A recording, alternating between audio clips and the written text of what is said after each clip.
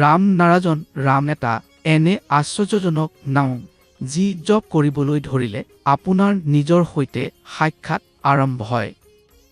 পৃথিৱীত এনেকুৱা বহুত মানুহ আছে যিজনে ৰাম নাৰাজন ৰামৰ সৈতে জড়িত হৈ কেৱল নিজৰ নহজন সমাজৰ লোকৰো কল্যাণ কৰিছে।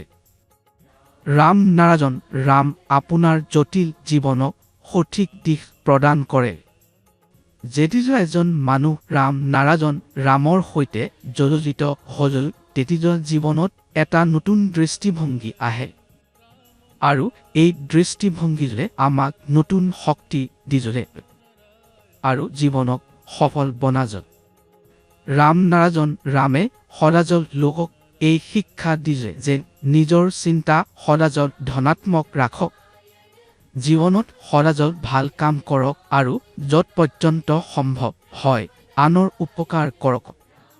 ৰাম নাৰাজন ৰামৰ জৰিয়তে সমাজত বিস্তৃত হোৱা ঋণাত্মক শক্তিক সমাজত শেষ কৰিবলৈ চেষ্টা কৰা হয় যাতে সমাজৰ পৰা অন্ধকাৰ আঁতৰি যাওক আৰু জ্ঞানৰ পোহৰ বিস্তাৰিত হ'ব পাৰে।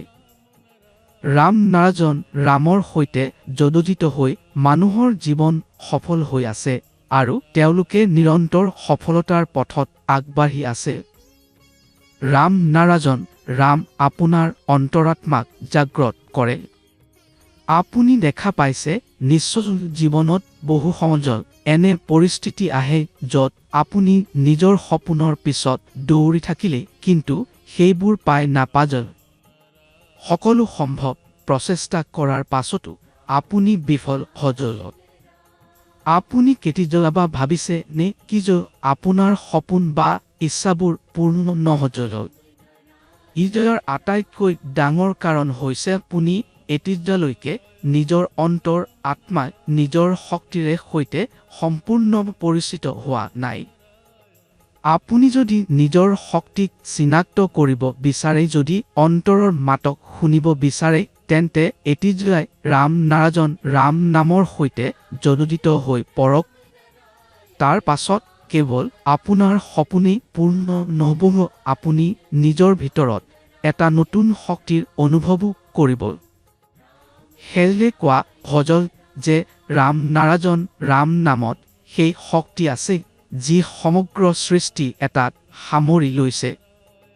কিমান মানুহে এই নামৰ সৈতে জড়িত হৈ নিজৰ জীৱন সলনি কৰিছে?